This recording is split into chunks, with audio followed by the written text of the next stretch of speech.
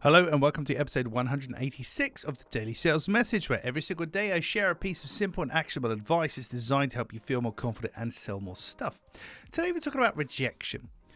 Rejection is really, really tough at the best of times, but in sales and selling, it can be perceived to be, at least, something really terrible because, first of all, it means that you're not going to get any money, which obviously stings a little bit. It's not very nice, but people have got rejection confused.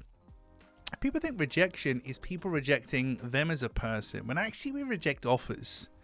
And there's something about rejection that will make you feel better about it if you can learn from it. But let's go to this rejecting offers, rejecting people thing. I always use this example of if I go to a client's offices, for example, and they offer me a cup of coffee.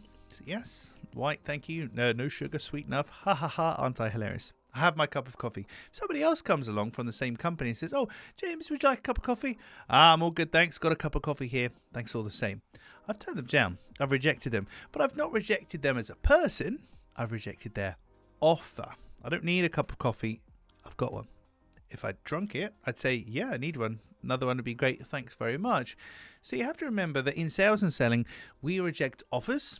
We don't reject people necessarily. Obviously, it's not 100%, but in the main, we reject offers, not people.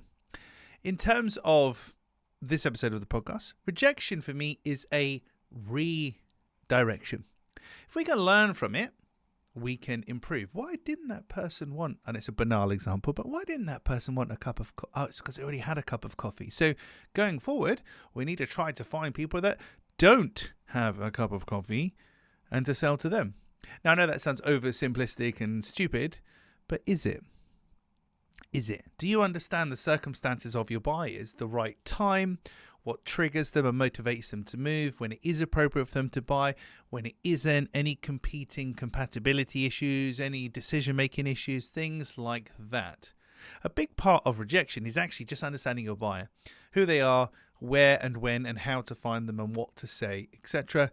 Get that dialed in, get that right, makes things a lot easier. It makes saying yes for the buyer a lot easier because you're coming to somebody that is in need of what you do at the right time, saying, would you like a solution to your problem? And they would say, yeah, please, that'd be great. So just remember, rejection is a redirection. Rejection is a redirection. It's a clue. It's telling you you're not quite doing something right here and we just need to tweak it. So in my example, you're offering coffee to somebody that's already got one. Well, I suggest you don't do that again, right? So rejection is a redirection. It's about tweaking the things and adjusting as you go. And that's why for me, I'm not scared of rejection anymore. I welcome it because if I'm not going to sell to that person, I'm going to learn something from them and I'm going to improve. Either way, I'm better than before I spoke to them and had that conversation, right? And if you can keep that mindset in mind, you'll do well. And never again will you feel overwhelmed and fearful of rejection. Actually, you can embrace it and actually, you might seek it out because the more rejection you have, the more redirection you have, the closer you'll get to actually selling to people so long as you learn each time and you adjust and you tweak as you go. Okay, that's it for this episode of the Daily Sales Message. Tomorrow, as I check my notes, 187, definitive language. We're going to be talking about definitive language tomorrow. Tune in tomorrow. Well, absolutely tell you everything you need to know about definitive language. In the meantime, if you haven't already, please go to sellingconfidencescore.com. In less than 2 minutes, you can answer 20 yes/no questions and be scored across 4 main areas of selling.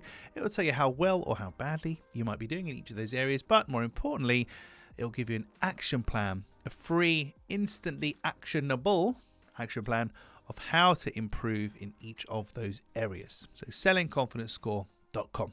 That's it for this episode. Thank you for listening. I'll see you in the next one.